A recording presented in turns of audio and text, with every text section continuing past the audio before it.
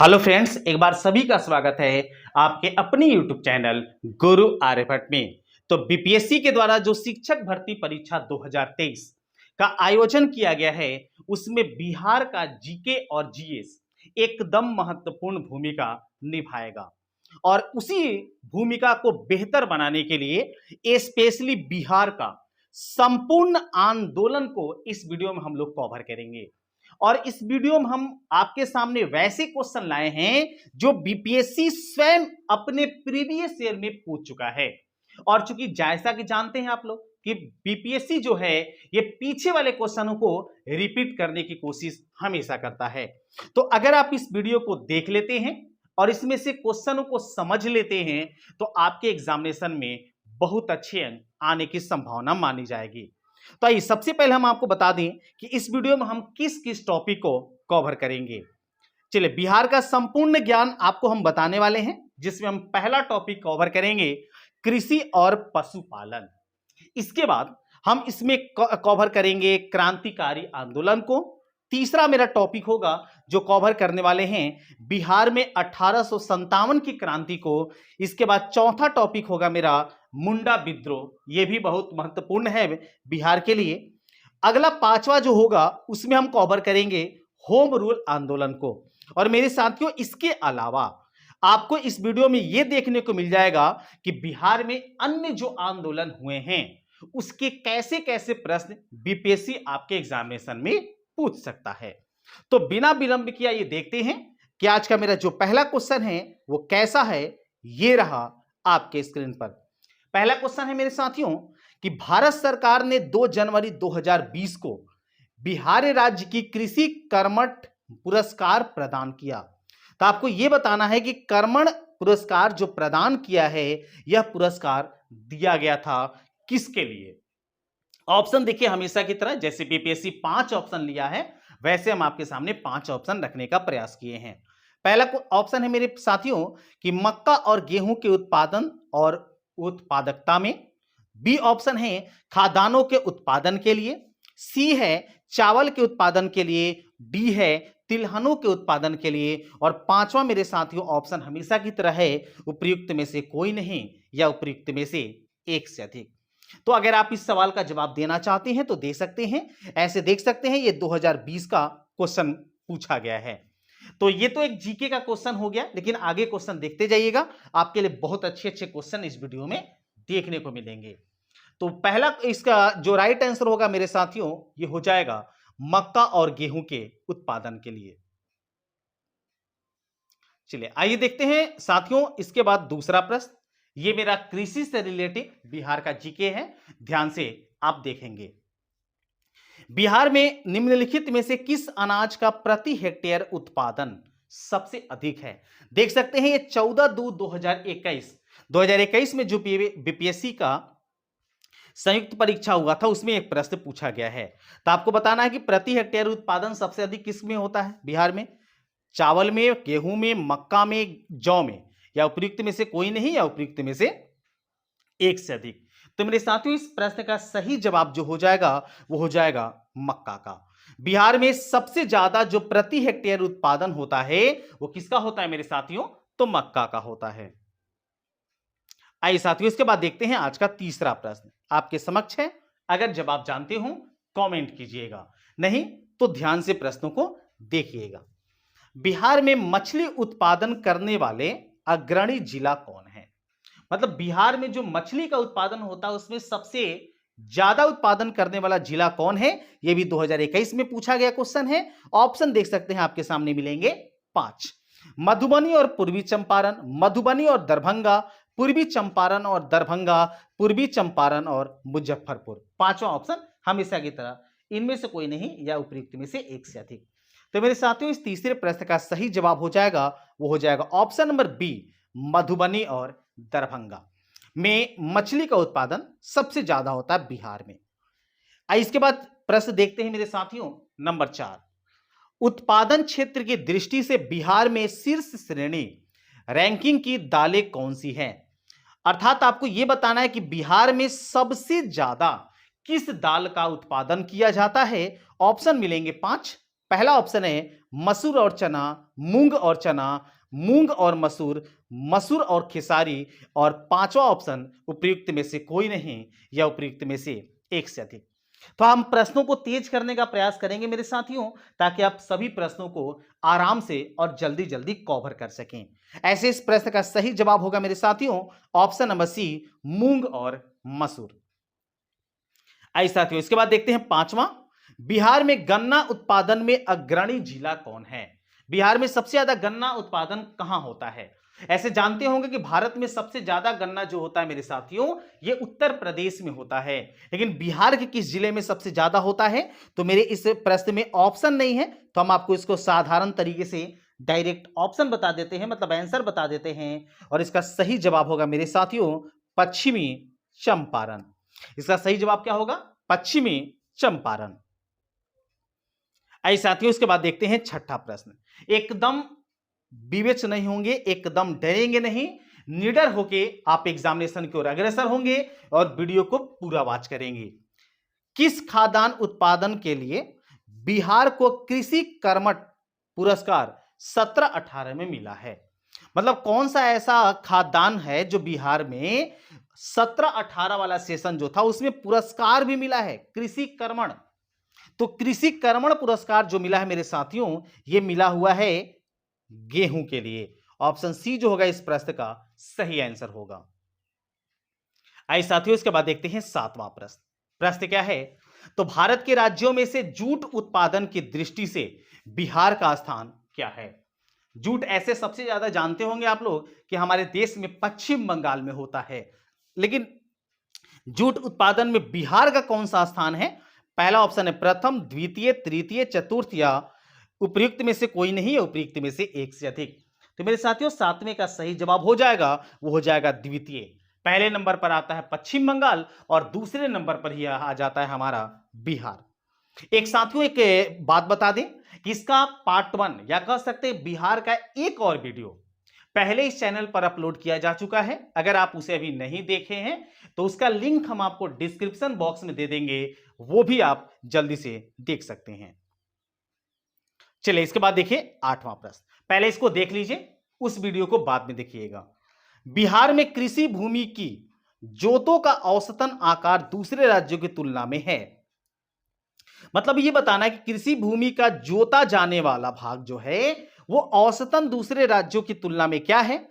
Option है न्यूनतम, न्यूनतम से द्वितीय, उच्चतम, उच्चतम से द्वितीय, या फिर उपयुक्त में से कोई नहीं या उपयुक्त में से एक से अधिक। ये क्वेश्चन देखिए मेरे साथियों 2018 में आया है।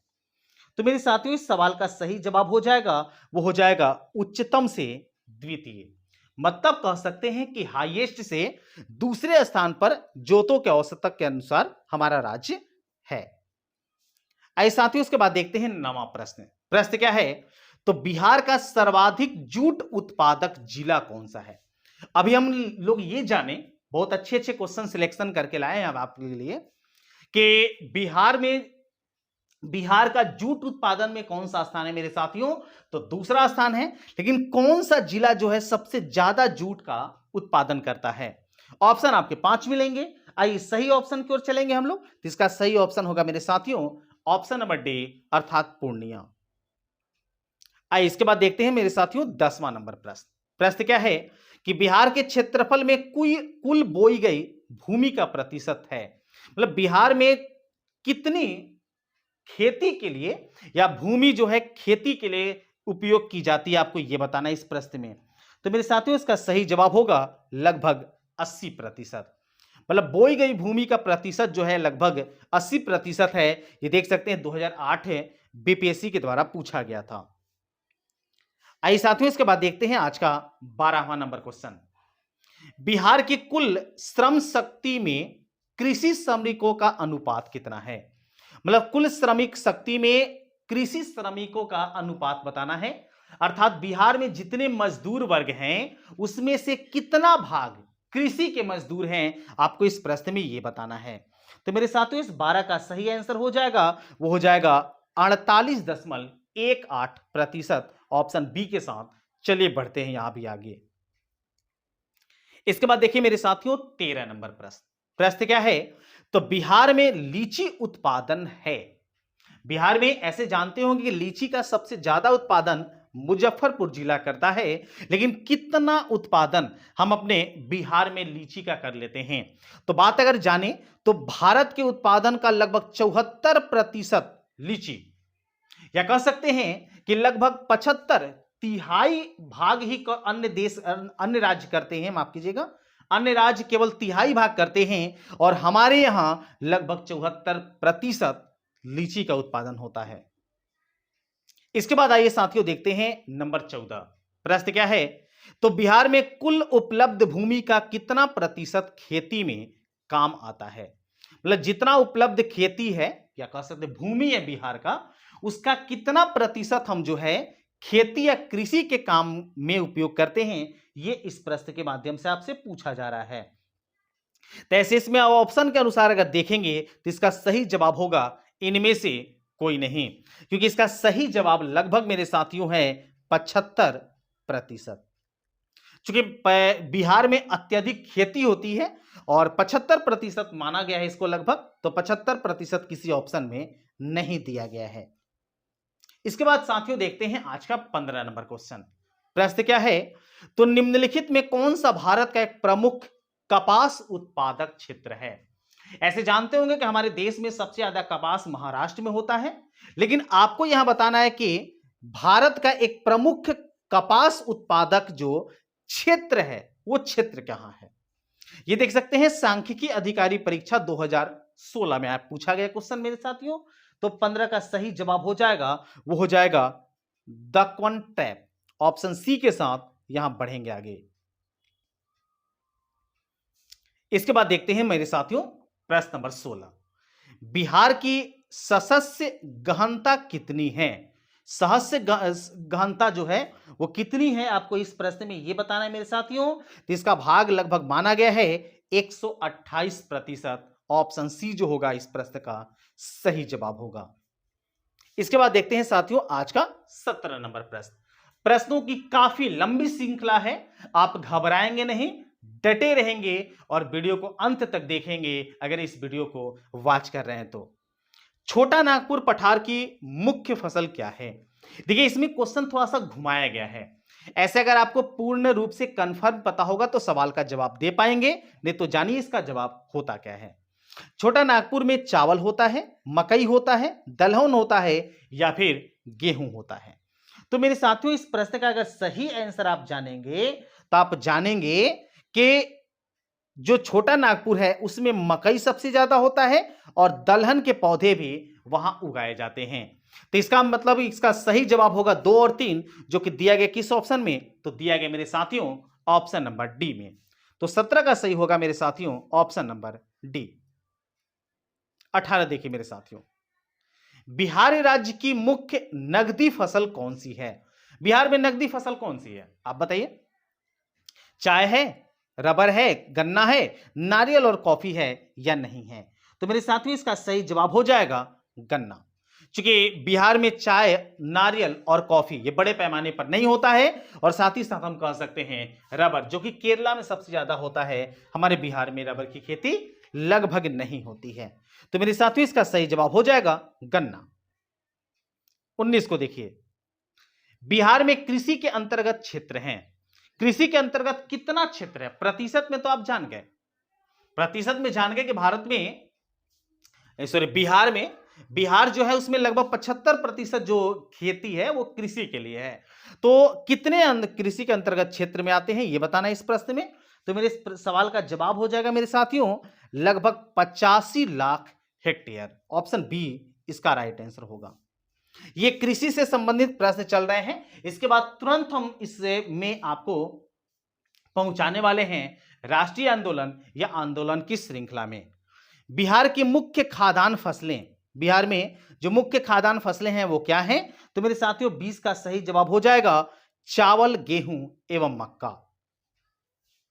21 को देखिए, बिहार में सर्वाधिक जूट उत्पादन करने वाला जिला कौन सा है? ये देखिए दोबारा क्वेश्चन आ गया है, लेकिन अगर आप को पता होगा तो इसका जवाब दे सकते हैं। उसका सही जवाब है पूर्णिया। 22 को देख लीजिए, चावल उत्पादन की दृष्टि से बिहार का देश में स्थान कौन सा है? ऐसे आप जानते होंगे कि चावल का उत्पादन जो करता है वो सबसे ज्यादा करता है पश्चिम बंगाल, लेकिन हमारे इस बिहार में देश में कौन सा स्थान है? तो मेरे साथियों 22 का सही जवाब होगा चौथा। मतलब हम लोग बिहार में जो चावल उत्पादन करते हैं वो पूरे भारत के अनुसार चौथे स्थान पर हैं। आइए मेरे साथियों इसके बाद देखते हैं आज का 24 नंबर प्रश्न। बिहार में भूमि का उपजाऊ अंश है, हमारे बिहार में किस क्षेत्र में भूमि का जो उपजाऊ अंश है वो मौजूद है? तो मेरे साथियों 24 का सही जवाब हो जाएगा उत्तरी बिहार, अर्थात उत्तरी बिहार के जो क्षेत्र हैं वो भूमि काफी उपजाऊ मानी जाती है। इसके बाद देखते हैं मेरे साथियों 25वां प्रश्न। 25वां प्रश्न है मेरे साथियों कि बिहार के किस जिले में अफीम की खेती होती है? अफीम की खेती कहां होती है मेरे साथियों? तो अफीम की जो खेती होती है वो मुंगेर जिला में होता है मेरे साथियों। ऑप्शन बी जो होगा इसका राइट आंसर होगा। तो यहां पर जितने भी क्वेश्चन हम आपके सामने लेके आए थे ये कृषि पर आधारित थे। अब आइए हम लोग आंदोलन की ओर चलेंगे और आंदोलन से जुड़े प्रश्नों को यहां पर कवर करेंगे। वीडियो कैसा लग रहा है कमेंट में जरूर बताइए। अगर चैनल पर नए हो तो जरूर चैनल को सब्सक्राइब कर लीजिएगा और वीडियो को लाइक जरूर कर दीजिएगा। आइए देखते हैं मेरे साथियों 26 नंबर। आपको बताना है कि पटना युवक संघ की स्थापना हुई थी। पटना युवक संघ जो है वो उसकी स्थापना कब हुई है? इसके साथ भी आपके सामने मिलेंगे 5 ऑप्शन और पांचों में से एक सही होगा जिसको आपको बताना है। तो मेरे साथियों इसका सही जवाब होगा 1927 ईस्वी में। Option C is right answer. जिस समय हमारे देश में या कह सकते हैं कि विदेश के द्वारा ब्रिटेन के द्वारा साइमन कमीशन की घोषणा की गई थी। ऐसे तो हमारे 1928 में आया था, लेकिन 1927 ईस्वी में जब घोषणा की गई थी उसी समय पटना युवक संघ की स्थापना अपने बिहार में किया गया था। 27 को देखिए मेरे साथियों। 1922 के भारतीय राष्ट्रीय कांग्रेस के गया अधिवेशन के अध्यक्ष कौन थे? आपको शायद पता होगा कि बिहार में कांग्रेस के 3 अधिवेशन हो चुके हैं।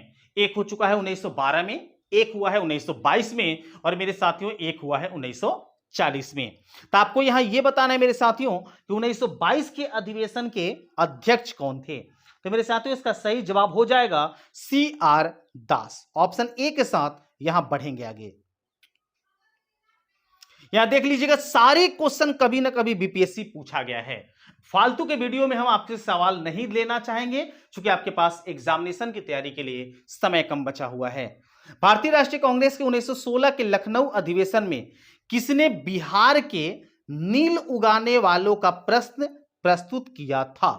आपके सामने ये 5 ऑप्शन है, आप ऑप्शन देख लीजिएगा ध्यान से। अगर आपको पता हो तो जरूर बताइएगा, नहीं तो हम इसका जवाब दे देते हैं राजकुमार शुक्ल।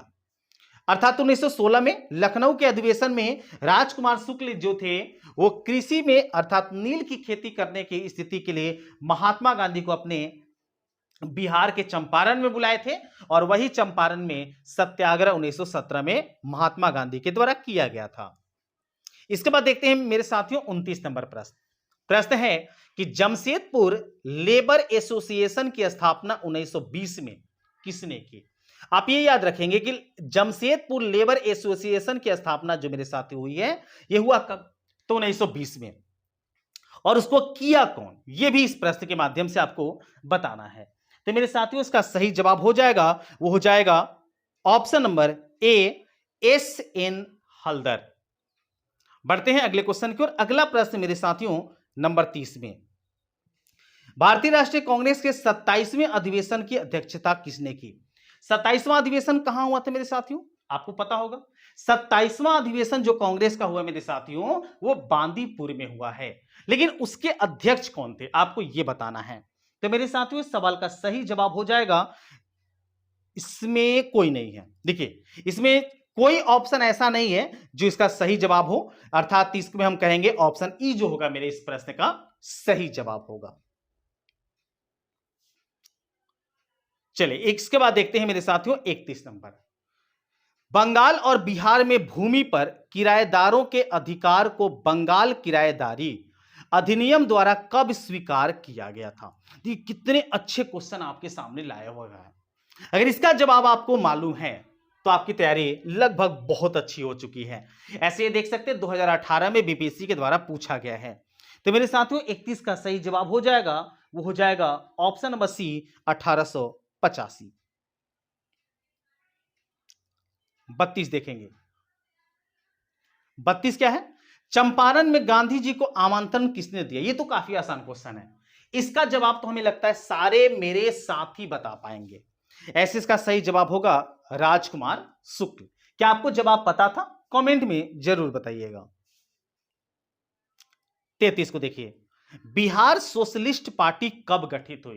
कितने अच्छे क्वेश्चन है, 2018 क्वेश्चन है।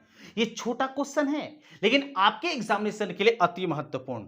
तो बिहार सोशलिस्ट पार्टी का स्थापना जो हुआ मेरे साथियों, ये हुआ है 1931 में, जिस समय गांधी जी और इरविन के बीच एक समझौता हुआ था और गांधी जी 11 सूत्री मांगों को इरविन के सामने रखे थे, जिसे मान लिया गया था। तो उसी समय बिहार सोशलिस्ट पार्टी की स्थापना की गई थी। आइए मेरे साथियों, इसके बाद देखते हैं 34। इनमें से किसने बिहार में पहले कांग्रेस मंत्री सभा का नेतृत्व किया था? यह भी 2018 क्वेश्चन है। आप देख के बताइए कि किसने बिहार में पहले कांग्रेस मंत्री सभा का नेतृत्व किया था। तो 34 का मेरा राइट आंसर होगा मेरे साथियों श्री कृष्ण सिन्हा, जो हमारे बिहार के प्रथम मुख्यमंत्री के रूप में भी जाने जाते हैं। आइए मेरे साथियों, इसके बाद देखते हैं 35 नंबर क्वेश्चन। थोड़ा बड़ा क्वेश्चन है इसलिए ध्यान से इसको समझेंगे। नील विद्रोह किसके बारे में था? नील विद्रोह जो था वो किसके बारे में था? ऐसे इसके बारे में जानते होंगे कि राजकुमार शुक्ल जो है 1916 के अधिवेशन में गांधी जी को आमंत्रण देते हैं कि अपने चंपारण में आइए और नील की विद्रोह के लिए जो आंदोलन करना था उसे उठाइए। तो इसके लिए देखिए ऑप्शन देखिए, रैयत नील की खेती नहीं करना चाह रहे थे पर जबरदस्ती करवाई जा रही थी, ये ऑप्शन देखिए गलत है। रैयत नील की खेती करना चाह रहे थे पर उसे जबरदस्ती रोका जा रहा था, ये तो एकदम बिल्कुल गलत है। तो हमें 35 का तो दो ऑप्शन देखने में ऐसे ही गलत दिख गया। तीसरा देखिए, रैयत नील की खेती नहीं करना चाहते थे पर उनमें एक अमान्य मूल्य पर जबरदस्ती करवाई जा रही थी। मतलब मेरे साथियों यही सवाल का सही जवाब होना चाहिए, क्योंकि उसमें एक कंठस्थ ये आपको याद होना चाहिए कि सबसे उपजाऊ जमीन में से 3/20 भाग में आपको नील की खेती जबरदस्ती करवाई जा रही थी अंग्रेजों के द्वारा, यही सही होगा। ऐसे आगे का ऑप्शन भी देख सकते हैं आप लोग। नीले रंग के झंडे वाला एक विद्रोह आंदोलन था, एकदम नहीं, ऐसा कोई झंडा ही नहीं था वहां, और उपयुक्त में से कोई नहीं या उपयुक्त में से एक से अधिक। तो मेरे साथियों इसका सही जवाब हो जाएगा ऑप्शन नंबर सी। आइए देखते हैं 36। कुंवर सिंह अंग्रेजों के खिलाफ 1857 के विद्रोह में किस जगह शामिल हुए थे? देखिए कुंवर सिंह एक प्रसिद्ध कह सकते हैं कि क्रांतिकारी थे 1857 की क्रांति के। ठीक कहां से सम्मिलित हुए थे? आरा से, पटना से, बेतिया से, बनारसी से, या फिर उपयुक्त में से कोई नहीं या उपयुक्त में से एक से अधिक? तो मेरे साथियों इसका सही जवाब होगा कि कुंवर सिंह शामिल हुए थे कहां से? तो आरा से। ऑप्शन ए जो होगा सही जवाब होगा। 37 को देखेंगे मेरे साथियों। नमक सत्याग्रह के दौरान बिहार में लोगों ने नमक बनाने के साथ साथ किस कर के विरोध द्वारा सरकार का विरोध किया था? यह देखिए 2018 में क्वेश्चन पूछा गया है। ऑप्शन आपके सामने मिलेंगे। 37 का ऑप्शन आप देख सकते हैं और इसका जो आंसर होगा अगर आपको पता होगा तो बताने की कोशिश करेंगे। इसका सही जवाब होगा मेरे साथियों चौकीदार। ऑप्शन ए के साथ 37 में भी बढ़ेंगे आगे। आइए देखते हैं मेरे साथियों 38 नंबर क्वेश्चन। प्रश्न क्या है कि बिहार किसान सभा से कौन जुड़ा था? बिहार जो किसान सभा है इससे कौन जुड़ा हुआ था आपको यह बताना है। यह भी देखिए 2018 में प्रश्न पूछा जा चुका है। तो मेरे साथियों इसका सही जवाब होगा स्वामी सहजानंद जी। ऑप्शन ए के साथ बढ़ेंगे आगे। इसके बाद देखते हैं मेरे साथियों 39 नंबर प्रश्न को। 39 का जवाब अगर आपको पता होगा कमेंट में जरूर बताएंगे। बिहार प्रोविजनल किसान सभा का गठन कब हुआ था? तो प्रोविजनल किसान सभा का गठन कब हुआ है मेरे साथियों? इसका सही जवाब हो जाएगा 1929 ईस्वी में। ऑप्शन ए जो होगा इस प्रश्न का मेरे साथियों सही जवाब होगा। आइए देखते हैं इसके बाद 40 नंबर प्रश्न को। और 40 नंबर प्रश्न है मेरे साथियों कि किस अधिवेशन के तहत बिहार एक अलग राज्य बना। ऐसे तो आपको इसका जवाब है पता होगा, क्योंकि यहां जो ऑप्शन आपको दिख रहे हैं ये दिख रहा है 1935, 1919, 1909, 1947। इसका मतलब आपको यह बताना है कि किस अधिनियम के तहत बिहार से उड़ीसा अलग हुआ था। तो मेरे साथियों इसका सही जवाब हो जाएगा ऑप्शन नंबर ए, भारत सरकार अधिनियम 1935। और 1936 में बिहार को अलग कर दिया गया था। आइए देखते हैं मेरे साथियों 41 को। 41 देखिए, पटना में 1913 में अनुशीलन समिति का एक शाखा की स्थापना किसने की थी? मतलब पटना में 1913 ईस्वी में अनुशीलन समिति का गठन किया गया है या शाखा बनाया गया था, उसका उद्घाटन या स्थापना कौन किया था? आपको इस प्रश्न में यह बताना है। तो मेरे साथियों इसका सही जवाब होगा सचिन नाथ सान्याल। ऑप्शन सी के साथ बढ़ेंगे आगे। देखते हैं आज का 42 नंबर क्वेश्चन। 1922-23 में मुंगेर में किसान सभा का गठन किसने किया? तो मुंगेर में जो किसान सभा का गठन करने का श्रेय जाता है वो जाता है मेरे साथियों मोहम्मद जुबैर को। ऑप्शन सी जो होगा इसका राइट आंसर होगा।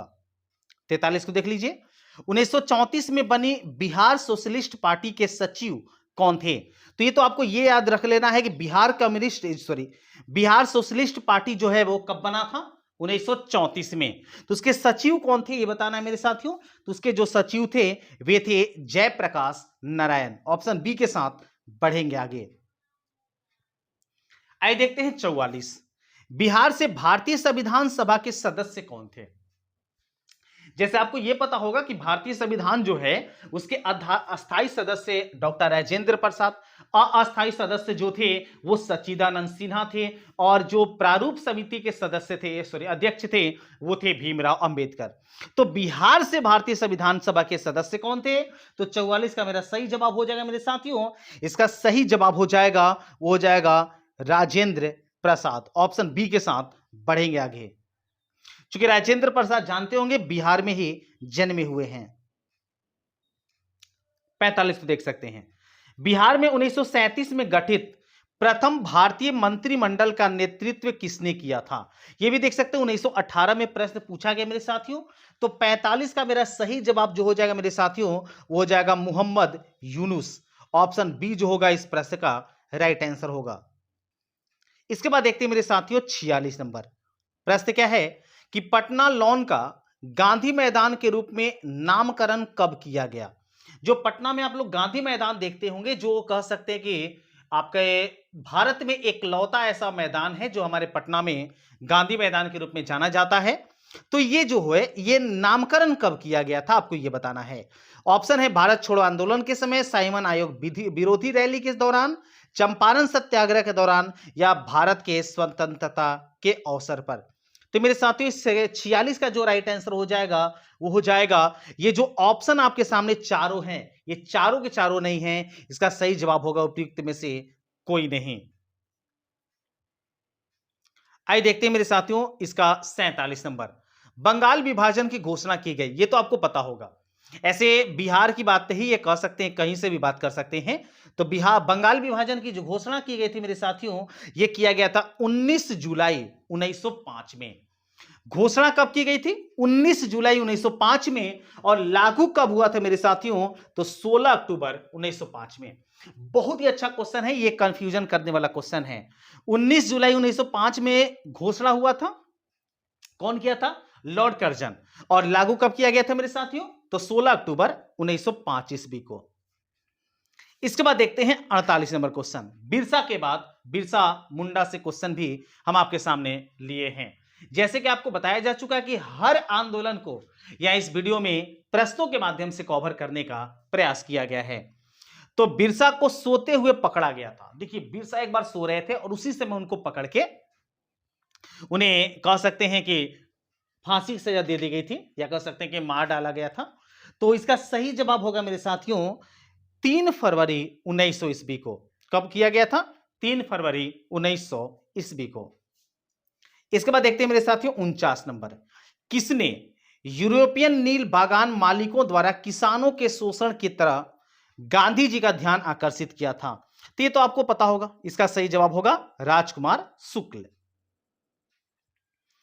इसके बाद मेरे साथियों देखते हैं आज का 50वां नंबर क्वेश्चन कि असहयोग आंदोलन के दौरान किसने पटना कॉलेज छोड़ा जबकि उसकी परीक्षा के केवल 20 दिन ही बचे थे। बहुत ही महत्वपूर्ण क्वेश्चन, ऐसे 17 में क्वेश्चन पूछा जा चुका है। मतलब असहयोग आंदोलन के लिए कौन ऐसा था जो मात्र 20 दिनों के लिए परीक्षा बचा हुआ था और वो परीक्षा को छोड़ दिया था। तो मेरे साथियों इसका सही जवाब हो जाएगा, वो हो जाएगा जयप्रकाश नारायण जी। 51 को जानते हैं। 51 प्रश्न है मेरे साथियों कि अखिल भारतीय फॉरवर्ड ब्लॉक की स्थापना के लिए सुभाष चंद्र बोस ने कौन जुड़े और INA आंदोलन के साथ भी जुड़े रहे। 62वां संयुक्त परीक्षा में यह शामिल हुआ है प्रश्न। तो 51 का सही जवाब हो जाएगा मेरे साथियों, वो हो जाएगा शीलभद्र याजी। आइए देखिए मेरे साथियों, इसके बाद देखते हैं आज का 52 नंबर प्रश्न। 52 क्वेश्चन है कि बिहार के किस वकील ने असहयोग आंदोलन के समय अपनी लाभप्रद वकालत छोड़ दी थी। असहयोग आंदोलन बड़े पैमाने पर चलाया गया था जिसमें कई सारे जो हमारे देश के राजनेता थे या विद्रोह के समूह के थे, वे अपने अपने सभी कार्यों को छोड़ के असहयोग आंदोलन को सफल बनाने में लगे हुए थे। तो 52 का मेरे साथियों सही जवाब हो जाएगा, वो थे राजेंद्र कुमार। इसके बाद देखते हैं मेरे साथियों 53 नंबर, निम्न में से संथाल विद्रोह कब हुआ था। यह भी अच्छा क्वेश्चन है। संथाल विद्रोह के बारे में आपसे पूछा गया है। तो संथाल विद्रोह मेरे साथियों हुआ है, वो हुआ है 1855-56 में, इसलिए सही जवाब हो जाएगा ऑप्शन नंबर डी। 54 को देखते हैं मेरे साथियों, बिहार के कौन से स्थान में गांधी जी ने अपना प्रथम सत्याग्रह किया। यह तो हमें लगता है कि सबको पता हो, क्योंकि बिहार के बारे में अगर बात करेंगे तो एक ही नाम आता है, वो है चंपारण। और ये राजकुमार शुक्ल का देन है जो चंपारण अर्थात हमारे बिहार में महात्मा गांधी सबसे पहला आंदोलन किए थे। 55 1922 में गया के इंडियन नेशनल कांग्रेस के अधिवेशन के अध्यक्ष कौन थे। देखिए ये दोबारा क्वेश्चन आ गया है, लेकिन अगर आपको पता होगा तो इस सवाल का जवाब आप जरूर दे पाइएगा। इसका सही जवाब होगा चित्तरंजन दास। फिर से आपको बता दें कि हमारे बिहार में 3 बार कांग्रेस का अधिवेशन हुआ है। एक हुआ है 1912 में, उसके बाद हुआ है 1922 में, और उसके बाद मेरे साथियों हुआ है 1940 में। इसके बाद देखते हैं मेरे साथियों 56 नंबर, रिक्त स्थान की पूर्ति कीजिए। देखिए कितने अच्छे सरलता से इस क्वेश्चन को हम लोग समझते हैं। डैश है में बंगाल और बिहार में भूमि पर किराएदारों के अधिकारों को बंगाल किराएदारी अधिनियम द्वारा दिया गया था। आपको बताना है कि यहां पर कौन सा डैश भरा जाएगा। यह भरा जाएगा 1885, 1886, 1889 या फिर 1900। तो मेरे साथियों इस 56 का सही जवाब हो जाएगा, वो जवाब हो जाएगा 1885। 1885 जिस समय भारतीय राष्ट्रीय कांग्रेस की स्थापना की गई थी। इसके बाद देखते हैं मेरे साथियों 57 नंबर क्वेश्चन। वीडियो कैसा लग रहा है जरूर कमेंट में बताइएगा, और अगर कोई भी त्रुटि हमसे रह जाती है तो वो भी बताइएगा, ताकि हम उसे जल्दी से जल्दी सुधार करके आपके सामने शुद्ध और अच्छे तरीके से वीडियो को ला सकें। 1920-22 के असहयोग आंदोलन के दौरान बिहार में प्रचलित मान्यताओं में से एक यह थी कि उनकी जीत होगी क्योंकि गांधी, अब देखिए खाली स्थान है, मतलब गांधी जी की जीत होगी क्योंकि गांधी क्या करते थे, धर्म के प्रतीक थे। क्या थे ऐसे 57 क्या जवाब में आपको लग रहा है। दूसरा देखते हैं, फिर उस पर विचार करते हैं। एक निपुण राजनीतिज्ञ थे, उनको अंग्रेजों को हराने का तरीका पता था, अंग्रेजी जानते थे। तो देखिए इसमें से 4 ऑप्शन जो आपके सामने दिए गए हैं, इसमें सबसे बड़ा और शुद्ध दिख रहा हमें धर्म के प्रतीक थे, क्योंकि महात्मा गांधी अभी तुरंत कुछ ही दिन पहले तो राजनीति का प्रारंभ किए थे, तो पूर्ण निपुण राजनीतिज्ञ तो होंगे नहीं, और सी और डी तो एकदम गलत है। सही जवाब होगा ऑप्शन नंबर ए। आइए मेरे साथियों इसके बाद देखते हैं आज का 58 नंबर प्रश्न। प्रश्न है कि इनमें से कौन बिहार के किसान नेता था या थे। किसान नेता के बारे में बताना है। आपके सामने 3 हैं और उस 3 में से कूट का मिलान करना है आपको। ये देखिए 2015 में प्रश्न पूछा गया है। तो मेरे साथियों इसका सही जवाब देखिए स्वामी विद्यानंद और स्वामी सहजानंद। एक और दो तो सही है। सरदार वल्लभ भाई पटेल, ये तो आप जानते होंगे, गुजरात में बारदोली सत्याग्रह के लिए जाने गए थे और बारदोली सत्याग्रह में ही महिलाओं के द्वारा उन्हें सरदार की उपाधि दी गई थी। तो मेरे साथियों इसका सही जवाब होगा 1 और 2, ऑप्शन ए के साथ बढ़ेंगे आगे। इसके बाद देखते हैं मेरे साथियों 59 नंबर प्रश्न को। 59 क्या है, ध्यान दिया जाए। किस क्षेत्र में राहुल सांकृत्यान 1920 के असहयोग आंदोलन में सक्रिय थे? मतलब बताना है कि ये जो राहुल सांकृत्यानन जो हैं, ये असहयोग आंदोलन में किस क्षेत्र से सक्रिय थे? तो मेरे साथियों इसका सही जवाब होगा छपरा से। ऑप्शन ए जो होगा इसका सही जवाब होगा। आइए देखिए मेरे साथियों, इसके बाद देखते हैं आज का 60वां प्रश्न। तो ऐसा ऑप्शन बड़े हैं लेकिन कवर करने का हम लोग प्रयास करेंगे। निम्नलिखित में से कौन सा कथन सही है? आपको इसमें से सही कथन चुनना है, जो कि चारों ऑप्शन हम आपको दिखा देते हैं। चारों ऑप्शन में बताइए कौन सा सही है। ऐसे ऑप्शन को एक एक करके ध्यान से हम लोग पढ़ेंगे, तब जाके इसको कंफर्म कर पाएंगे। पहला ऑप्शन है 1857 में दरभंगा, डुमराव और हथुआ के महाराजाओं और उनके साथी जमींदारों ने आदमी तथा पैसे से अंग्रेजों की मदद की। देखिए ये तो सही है। ये 1857 ईस्वी में जो दरभंगा, डुमराव और हथुआ के महाराजा थे, उन्होंने अपने आदमी और पैसों से अंग्रेजों की मदद की थी। ये तो सही है। आगे देखते हैं इससे ठोस जवाब हमें मिल पाता है या नहीं। 1857 में दरभंगा, डुमराव और हथुआ के महाराजाओं और उनके साथी जमींदारों ने आदमियों से अंग्रेजों की मदद की, पैसे से नहीं। ये तो गलत है।